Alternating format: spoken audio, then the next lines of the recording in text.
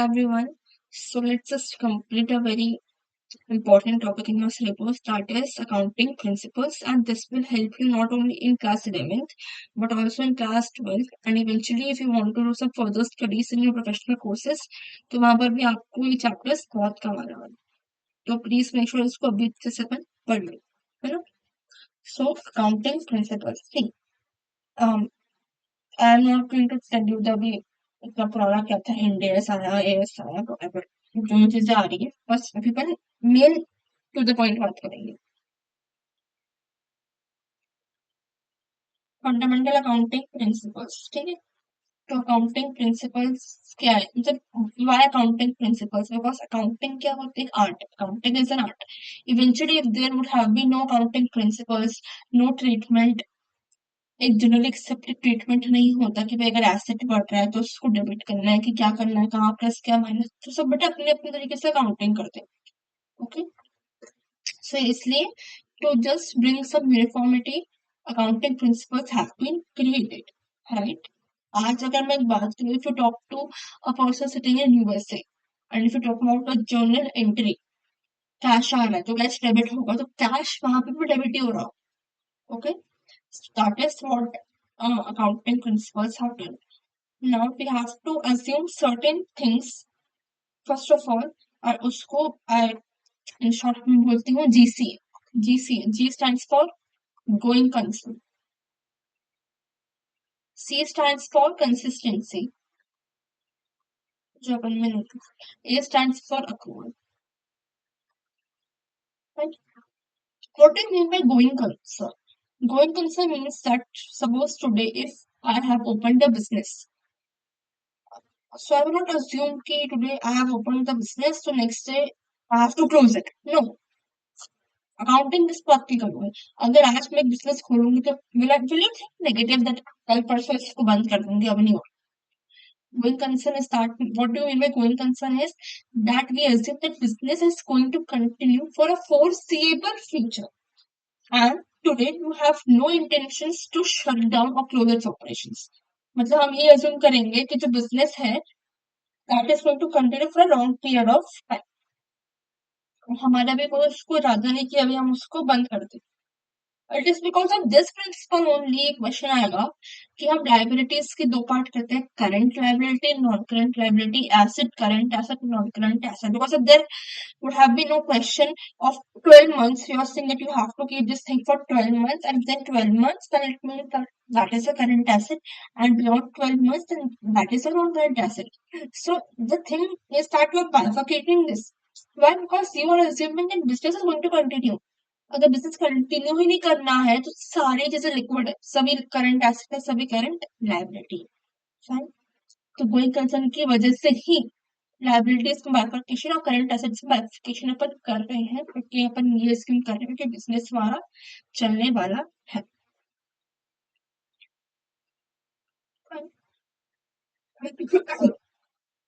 Person और assuming कि business हमारा और चलेगा, that is going concern, GCA, going concern. G हो गया सी, कंसिस्टेंसी। कंसिस्टेंसी मीन्स जो हम मेथड फर्स्ट ईयर में अडॉप्ट कर रहे हैं अपन उन्हीं को आगे वाले सालों में अडॉप्ट करेंगे। अभी यू डोंट नो, बट मैंने आपको बताया था कि डिप्रिसिएशन क्या होता है। एक मैंने आपको ये चीज बोली थी कि नॉर्मल लैंग्वेज में we can say the depreciation is the fall in the value of asset, but एक टेक्निकल टर्म्स में जाओगे it is not fall in value of asset, मतलब ये बोलने में गलत होगा, it is allocation of expense over आने वाले टाइम। कैसे, अगर आज मैंने एक मशीन परचेज करी 10 लाख की, 10 लाख पे 10 लाख आज हम हमारे प्रॉफिट एंड लॉस अकाउंट में खर्चा बुक नहीं कर देंगे कि 10 लाख का खर्चा हो गया। If I have purchased a machinery of 10 lakhs, I'll assume that this 10 lakhs I will get benefit from this 10 lakhs over the coming of let's say 5 years. तो 2-2 लाख का खर्चा अपन हर साल बुक कर रहे हैं, है ना। 10 लाख अपॉन 5, 2-2 लाख, तो 2-2 लाख अपन हर साल प्रीमियम में बुक करेंगे। एक बात मतलब मशीन को परचेज करना एसेट है, expensive, of course that is an asset for you, है ना।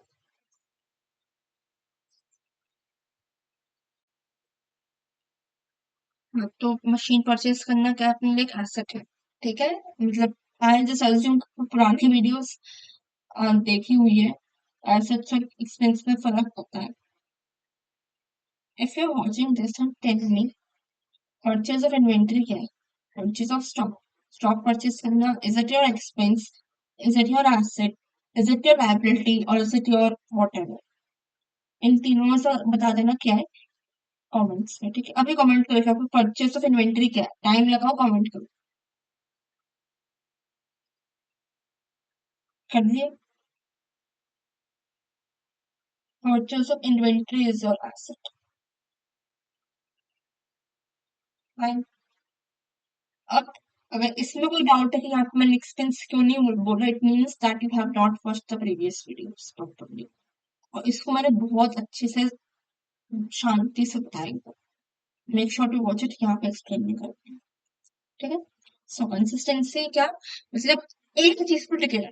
जो आज के कल की जनरेशन एक चीज पे नहीं टिक पा रही, we want something new. Consistency. तो मैं डेप्रिसिएशन का एग्जांपल दे रही थी. अब डेप्रिसिएशन कैलकुलेट करने की भी there are two three ways, but major way के अपने एक एसएलएम होता है, सिस्टमैटिक नहीं सॉरी स्ट्रेट लाइन वाला मेथड, और एक होता है रिटर्न डाउन वैल्यू मेथड. ठीक है. एक होता है एसएलएम और एक होता है डब्ल्यूटीवी. तो ऐसा नहीं कि ऐसा नहीं होता कि अगर मैं भी एसएलएम कर रही हूँ पहले साल, तो मैं कहूँ मैं से बोर हो गई, लेट्स स्विच टू डब्ल्यूटीवी. फिर मैं वो क्रिस क्रॉस गेम खेलती हूँ, एसएलएम डब्ल्यूटीवी एसएलएम. नो, एक चीज को पकड़ लिया, उसको शांति से थोड़ा टाइम तक चलो. बट क्या ऐसा है कि because of consistency principle you could not be able to change. For example if you want to change the method from SLM to WDV, so would you be not able to make it? Of course you can do it if law requires, accounting standard requires. अगर law बोल रहा है, law एकदम से कानून आ गया कि आज से एसएलएम नाम का प्रिंसिपल हटा देना है, तो you have to eventually shift to WDV. Accounting standard बोल रहे हैं कि if you are certain, what is accounting standards by the way. Accounting standards बहुत लेमन्स लैंग्वेज में बताऊं कि मतलब कुछ कुछ कंपनीज को इट इज मैंडेटरी कि you have to follow that accounting standard. आपको उसी चीज पे उस एसेट की वैल्यूएशन करनी है, उसी चीज पे अगर if these are the conditions जो फुलफिल हो रही है, then you can book the revenue और leaves, otherwise you can not. If these are the conditions then you can book your machinery. So ये कुछ कुछ कंडीशंस आपको आईसीआई देता है, then you have to do the accounting in that way. So if accounting standards require, if law requires, or a change would bring a better picture. मतलब अगर अभी आपका एसएलएम करके लॉसेस में आ रहा है, if you switch to WDV and if it is increasing profits, तो आपके फाइनेंशियल स्टेटमेंट्स अच्छे बन रहे, you can do it. In general you can do it. Question क्या आता है देखो, क्वेश्चन में बता देती हूँ. फर्स्ट प्रिंसिपल से ये आएगा जीसीए कोई कंसर्न वाले में से कि किस बेसिस पे अपन कैपिटल और रेवेन्यू एक्सपेंडिचर में डिस्टिंक्शन करते हैं. Going concern. कंसिस्टेंसी में ये आएगा व्हाट इज कंसिस्टेंसी एंड क्या आप कब कब उसको चेंज कर सकते हैं. If law requires, if accounting standards requires, और if the change will result in more meaningful presentation. बस ये कुछ चीजें तभी अपन चेंज कर सकते हैं.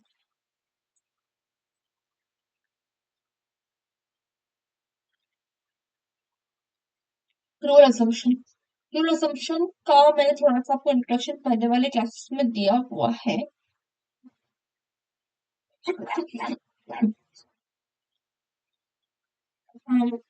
Accrual assumption means that you have to record your expense, you have to record your sales, you have to record your revenue when it is incurred. मतलब इन material है कि मुझे कैश मिला, मैंने कैश पे करा कि नहीं. Let's go back to basic momo वाला भैया. मोमोज खाने मैं गई, ठीक नहीं, मैं नहीं गई, मेरा बिजनेस है मोमोज का, मेरे पास में मोमोज खाने आता है, and that person has eaten 2 plates of momos and has given me the cash well and good. जैसे ही उसने मोमोज खाए ना, मेरा रेवेन्यू वैसे ही हो गया. मेरे हाँ मतलब मैं अपनी सेल्स तभी रिकॉर्ड कर दूंगी. और जैसे उस बंदे ने मोमोज खाए, मैं मोमोज वाली हूँ, मोमो गर्ल. ठीक है. And that is a person coming. That person has given me 50 plate for one, 50 rupees for one plate.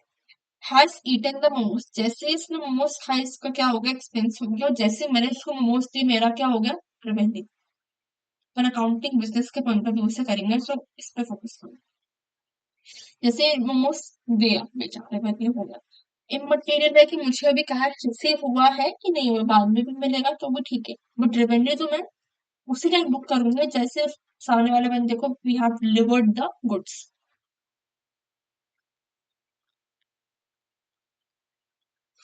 ठीक है, तो वैसे अपना एक रेवेन्यू हो गया। इलेक्ट्रिसिटी बिल एक मंथ का कंज्यूम कर लिया, एक्सपेंस हो चुका है। इमटेरियल है कैश, बाद में दे दो, कैश पहले दे दो, कुछ फर्क नहीं पड़ता, है ना।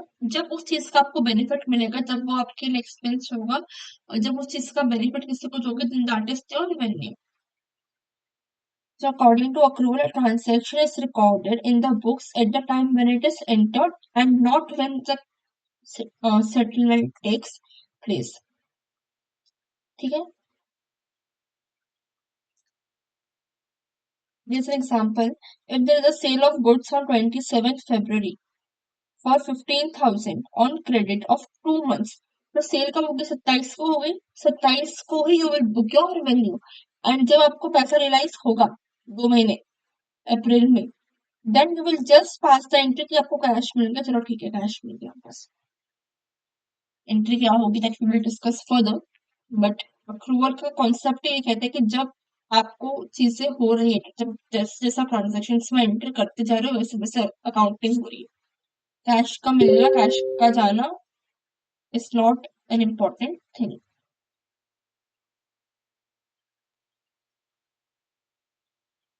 ना, अकाउंटिंग प्रिंसिपल्स अदर्स की बात करें तो GCA, I hope it is clear, going concern, consistency and accrual.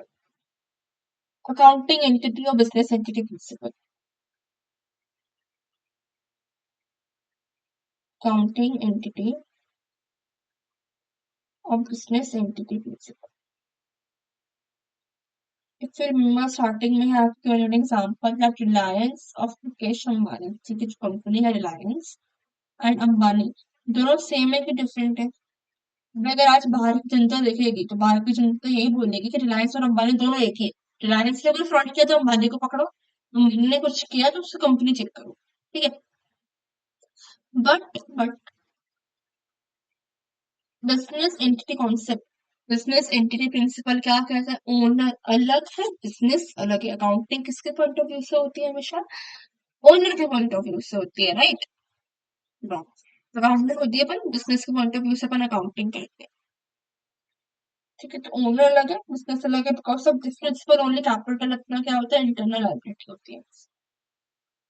ये सब मैं स्टार्टिंग में डिस्कस कर चुकी हूँ, इसलिए I am going to be very quick here. Money measurement principle क्या रहता है, एम्प्लॉयज कितने ही अच्छे क्यों ना हो, आप एम्प्लॉय को रिकॉर्ड नहीं करोगे बुक्स में कि आज मेरे को एक एम्प्लॉय ने 1,000 रुपए वाला काम करके दिया तो उसके लिए मेरी वैल्यू करोड़ों की है, तो मैं उसको रिकॉर्ड करती हूँ, नहीं। मनी मेजरमेंट कहते हैं कि एसेट्स, लायबिलिटीज, एक्सपेंस, इनकम, हम ये चीज रिकॉर्ड कर सकते हैं जो जो हम मनी में नाप सकते हैं। अकाउंटिंग की लिमिटेशन ही ये है कि it can only record transactions which can be measured in terms of money. Good employees, bad employees, employee चोरी करके चला गया तो वो गंदा एम्प्लॉय यू नॉट रिकॉर्ड, और यू नॉट रिकॉर्ड अच्छा एम्प्लॉय। ऑनेस्टी किसी की, that is not recorded in books of account, ठीक है। अकाउंटिंग पीरियड प्रिंसिपल ये कहता है कि next principle is accounting period. अच्छा, ऐसा होगा क्या कि अगर मैं आज बिजनेस स्टार्ट कर रही हूँ तो मैं रुकूंगी 5 साल, रुको देखते हैं प्रॉफिट होता है कि लॉस होता है, फिर अपन कंटिन्यू करेंगे, नहीं। You have to keep an eye on your business एक at periodic levels. Generally it is of 12 months, एक एक साल में अपन देखते रहेंगे, बट कुछ में it can be 6 months, it can be 2 months, that depends on business to business. तो अकाउंटिंग पीरियड प्रिंसिपल से ये कहेगा कि life of business is broken down into smaller period of 12 months generally, बाकी it can be 6 months also in some of in other companies. For disclosure principle, it means that you have to make certain disclosures which are required under law, or which you think it can help in decision making of outsiders or of owners. That is disclosure. See, जो important नहीं है नाम से समझ में आना है, you have to just read once. इसलिए you have to be very quick here, right? Materiality principle.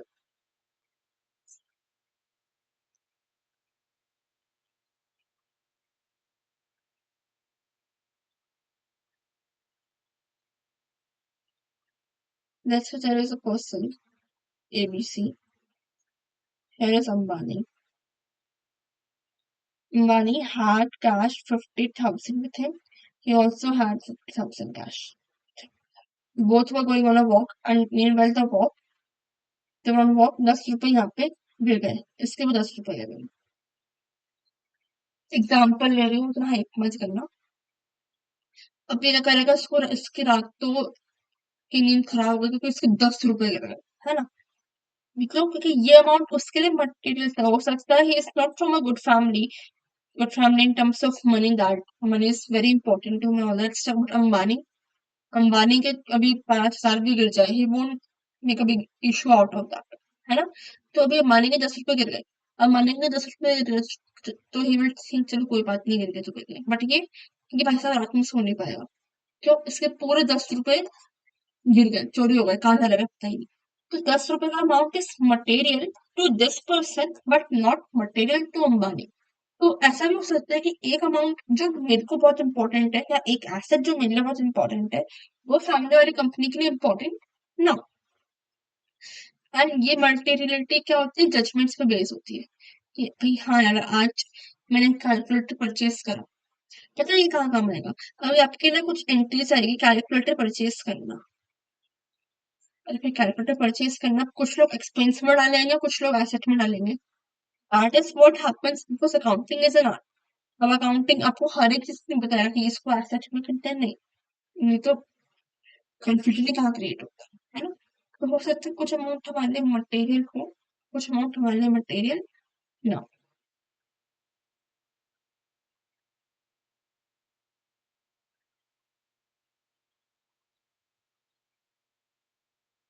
तो मटेरियल क्या होगा, अगर आज मेरी कंपनी है, मुझे लगता है कि मेरे 50 लाख रुपए का नुकसान हो गया, 50 लाख का शेयर गिर गया, so I will of course disclose that thing because according to me this thing can impact on decision making. कि हाँ यार, सामने वाला इन्वेस्टर इन्वेस्ट नहीं करने वाला है, उसका पैसा लगा हुआ है मेरी कंपनी में, तो that person should have knowledge कि उसको पता है कि अगर मैंने ये चीज बता दी तो उसका डिसीजन चेंज हो सकता है.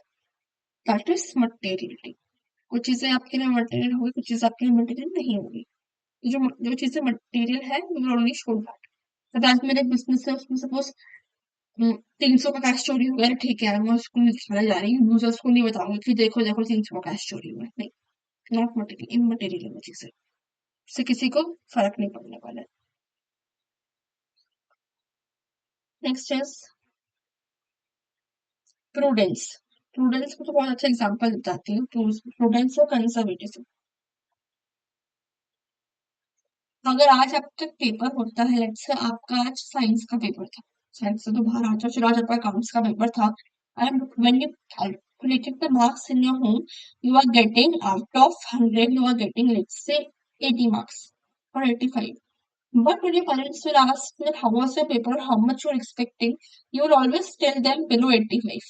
You always tell them कि यार 70 आएंगे, 80 आएंगे. क्यों क्यों ऐसा करोगे?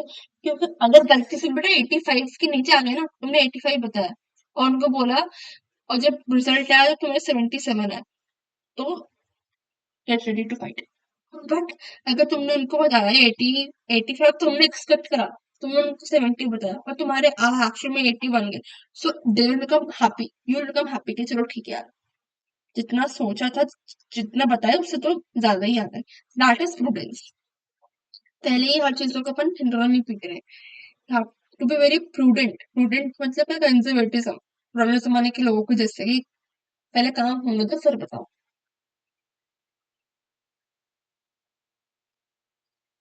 है ना?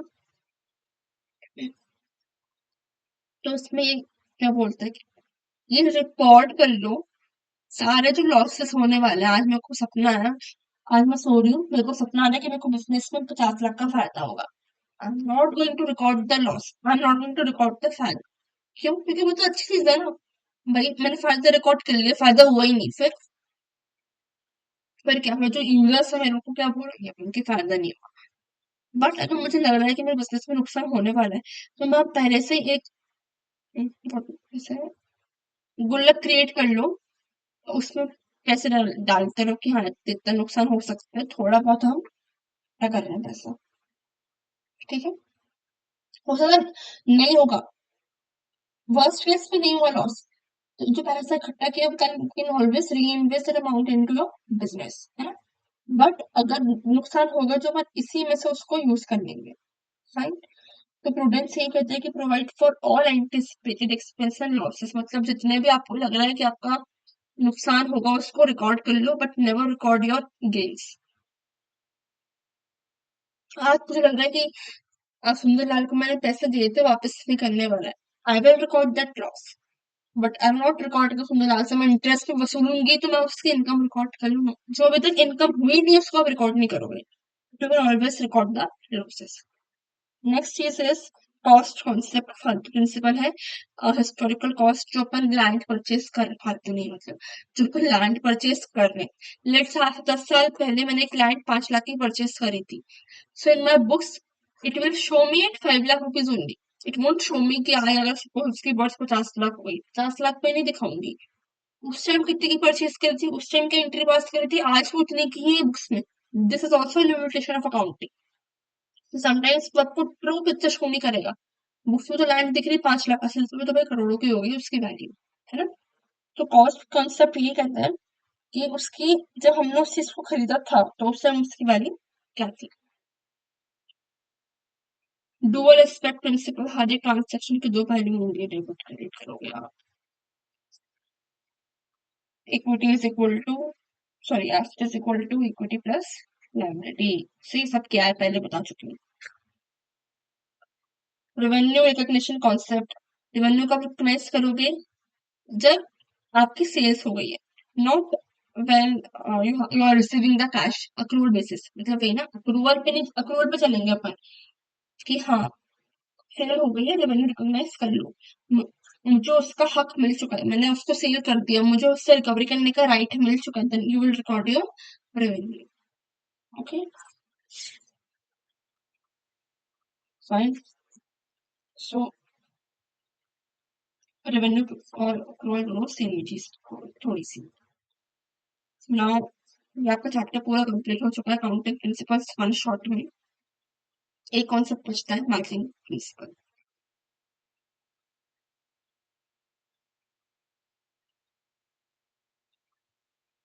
अभी जनवरी का मंथ, सॉरी अभी सपोज मई चल रहा है, ठीक है। मैंने मई में कुछ परचेज करी है, मैंने वेजिटेबल्स परचेज करी अपने बिजनेस के लिए।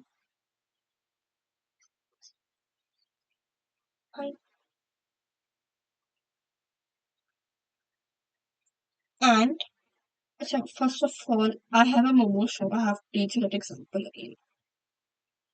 मोमो शॉप है मेरी, इसमें वॉच्ड मैं पुरानी वीडियोस बहुत अच्छे से ना, ट्रस्ट में आपको यहाँ पे एक भी चीज समझने में दिक्कत नहीं आएगी, एक भी चीज।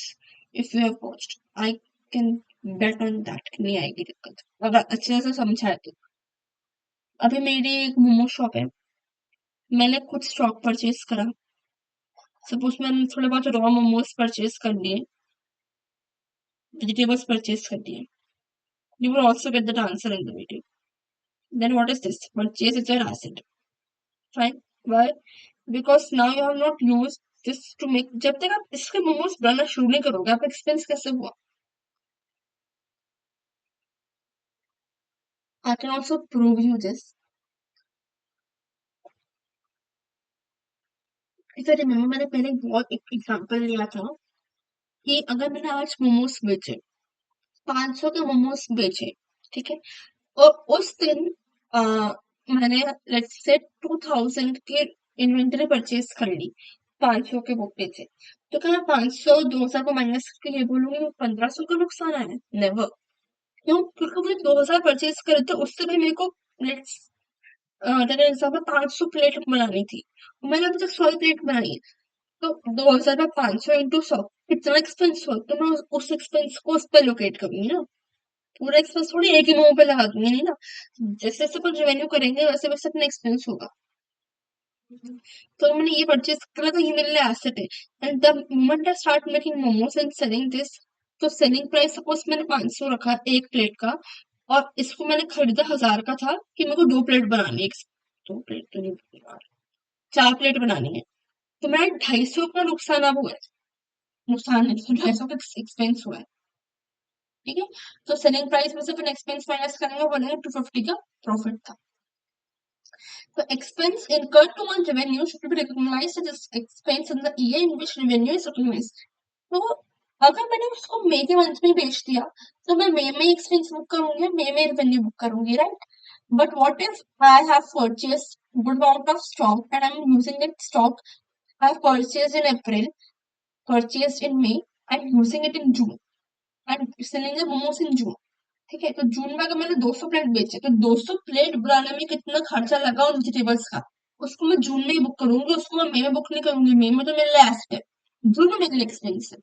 So this is what matching concept talks about. ठीक है, और इसको मैंने पहले भी बताया, and now chapter is completely over.